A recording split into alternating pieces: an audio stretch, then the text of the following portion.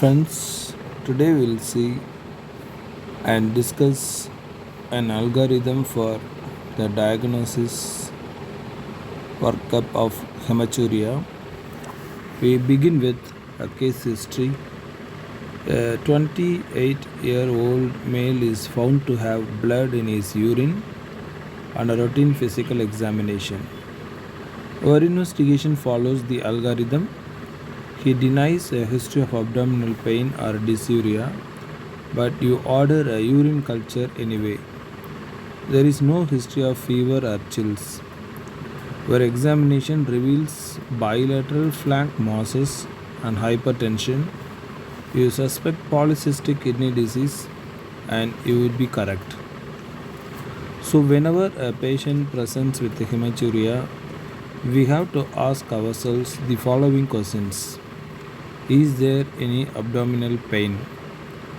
The presence of abdominal pain with hematuria should first suggest renal calculus, but other causes such as renal embolism, renal contusion, or laceration must be considered. Is there dysuria or frequency of micturition associated with the hematuria? The presence of dysuria and frequency with the hematuria should suggest a bladder stone, a prostatic disease, or a urinary tract infection. Is there any fever? The presence of fever with hematuria would suggest pyelonephritis. Is there a flank mass? The presence of bilateral flank masses with hematuria should suggest polycystic kidneys and hydronephrosis, whereas a unilateral flank mass should suggest a hypernephroma or unilateral hydronephrosis. A solitary cyst or renal vein thrombosis may also present with a flank mass and hematuria. Is there hypertension? The presence of hypertension with hematuria suggests glomerulonephritis, polycystic kidneys, and collagen diseases.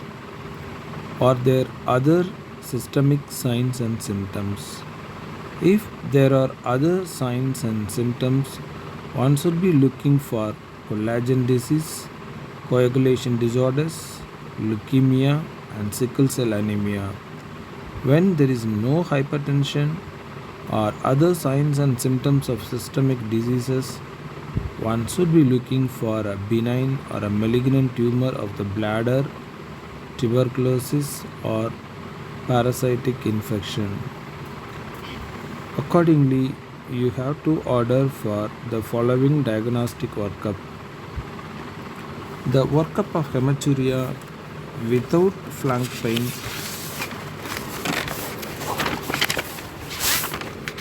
begins with a urine analysis and microscopic examination of the urinary sediment.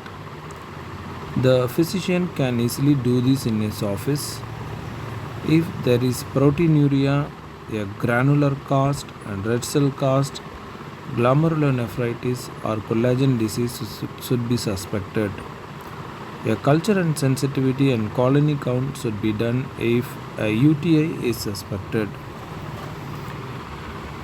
A 3-glass test may be done. If there is blood in the initial specimen, the cause is most likely in the urethra or a male genitalia.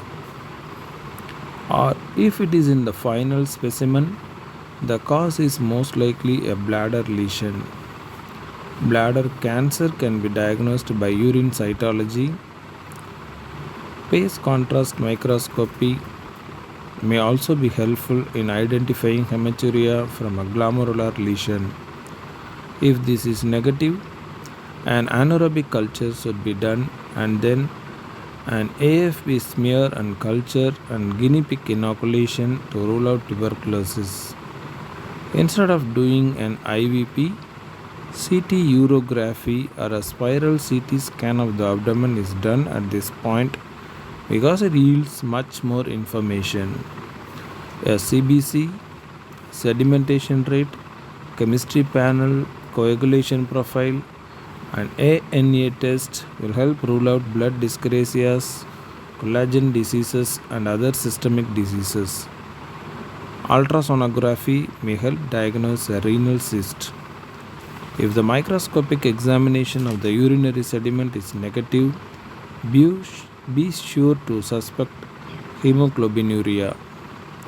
If the above are not revealing, referral to an urologist is indicated. He will probably do a cystoscopy and retrograde pyelography. He may also want to order a renal biopsy. Renal MRA, angiography, and iotography may be necessary to evaluate renovascular hypertension and renal embolism. This is an algorithm for the diagnosis of hematuria and further workup.